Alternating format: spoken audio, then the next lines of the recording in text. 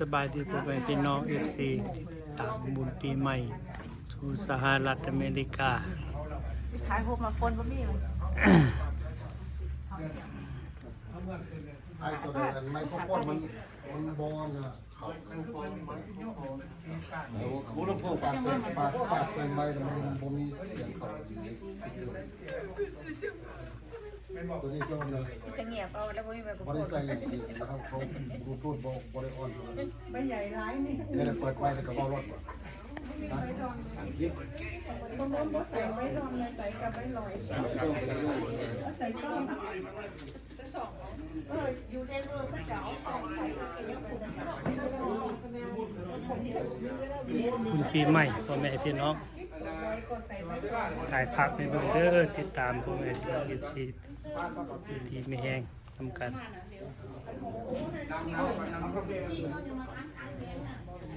มีต้นเด้อ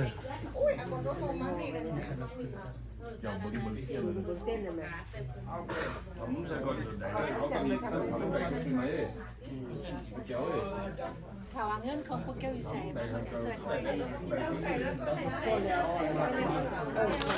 เอาใส่ที่ทำเปอร์เซ็นต์ในนี่นี่เป็นกาแฟสตาร์บัคเลยเนาะสตาร์บัคกินกำลังเซ็งกำลัง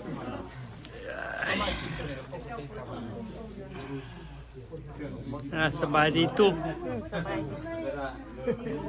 เห็นตัวโลกได้ตุ๊บที่ว่ายังก็ว่าถ่ายเห็นตัวโลกพอเห็นแคมรายุคคุณเซนไม่มานะเอาแค่อะไรบ้างยุคยังไม่เปิดของเพลงนั่นคือเพลงแท้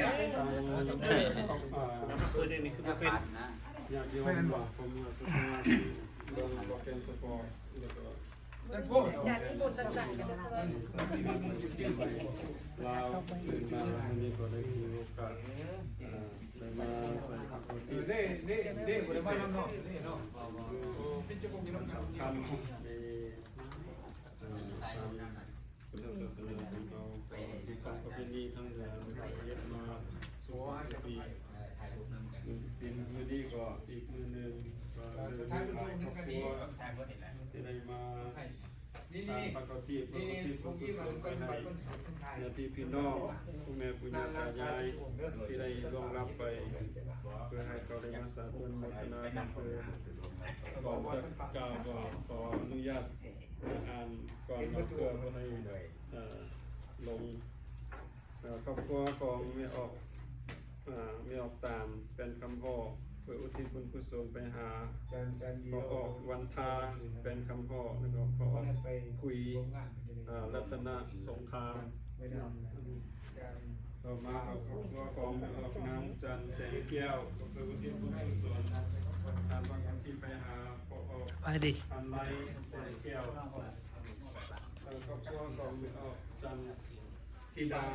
และก็ลูกสาวเปิดอุทิศบุญกุศลไปหาปู่ดวงตา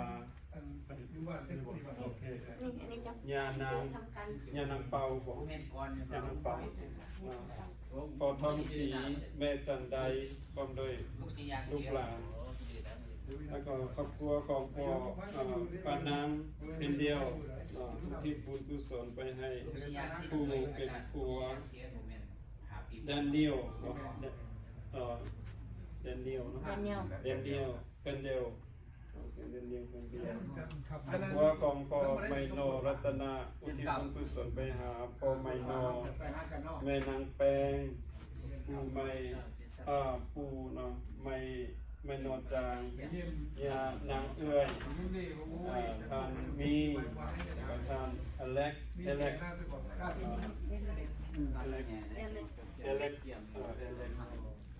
แล้วก็ครัวของพ่อออกแสงเนื้อนางเฟยแก้วมณีก็คือที่บุญกุศลไปให้แม่นางอุ่นกำแก้วมณี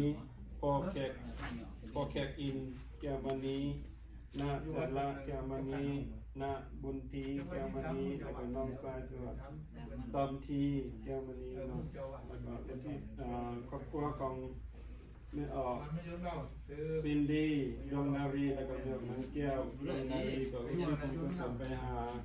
นานนูแสงพมบดี ไป เพราะว่ามันไม่ได้การ ระวังนางเอื้อยภูมิบดีดวงค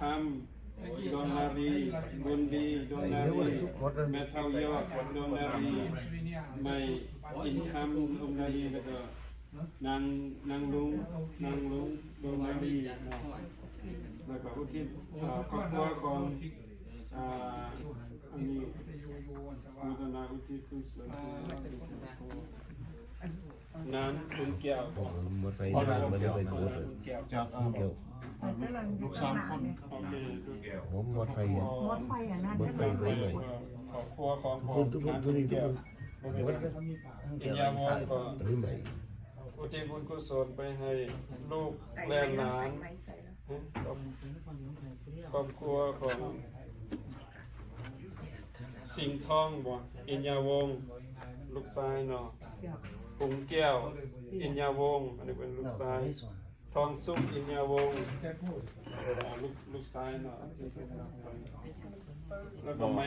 ครอบครัวของพ่อไม่ลาเมืองนังเท้าเนาะมันนี้ก็อุทิศบุญกุศลไปให้พ่อเท่าสารเท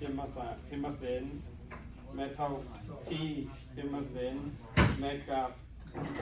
พมโคตป้าแก้วบันดือไซทานทุยพมโคตทานสีฟองลงนครเนาะลงนครแล้วก็ครอบครัวของแม่ปีน้องมันนี่ครอบครัวของปีใหม่สู่สหรัฐอเมริกาตัดเดือนหน้าพ่อแม่พี่น้องยายให้พ่อแม่พี่น้องFCเบิ่งเด้อให้บุญกุศลนำกันศาสตร์นี้ศาสตร์หน้ามีแต่ความสุขความเจริญ สุดท้ายนี่ก็ครอบครัวของพ่อไอคุณมีเนาะอินยาวงศ์อาจารย์อันนั้นเขียนผิดไปบอกนะทางลุงเป็นนักบุญดอกหลายคนตัวกันนะให้ตายที่ลงครับคือไงเนี่ยที่กันเนาะนั่นแหละครอบครัวเนาะครอบครัวที่ทั้งลุงนี่เนาะนั่นแหละครอบครัวน้องชายแล้วก็ครอบครัวพ่อสิงห์ทองนี่พี่นั่นแหละสิงห์ทองอินยาวงศ์ผงแก้วอินยาวงศ์ทองสุกอินยาวงศ์3พี่น้องนี่เป็น สบายดีตายาย สบายดี ไปให้ ปีใหม่เด้อ ปีใหม่บ้านโลแกนสปอร์ตเมืองโลแกนสปอร์ตเฮ็ดวันเช้ามื้อนี้ จะไปบริเวณนั้นทุกๆเช้านั่นแหละไปแต่ละรัฐ โอเค โอเค เอาแล้วก็เสียเวลาไป กระดาษประดังอยู่พวก ต่อไปก็จะได้นับก่อนอย่างเริ่ม นั่งเวลาอยู่รุมเอ็กอย่าถึง เป็นมือตัดมีเป็นงานยามแล้วสมาสามคืนในวันนาเอาคุณกุศลในสารวัตรมุทนาขอให้ดวงวิญญาณในการนำไปต่อสุขที่ภูมิที่ดีมีความสุขความเจริญและความสุขมาปกปักรักษาลูกหลานที่พี่น้องความเจริญมีเป็นสุขสตโรคภัยไข้เจ็บมีสุขภาพร่างกายแข็งแรงไปสิริเจริญรุ่งเรืองกันต่อไปสาธุ ยังกินจิกุสลังกัมมันกัตตังกายนาวะ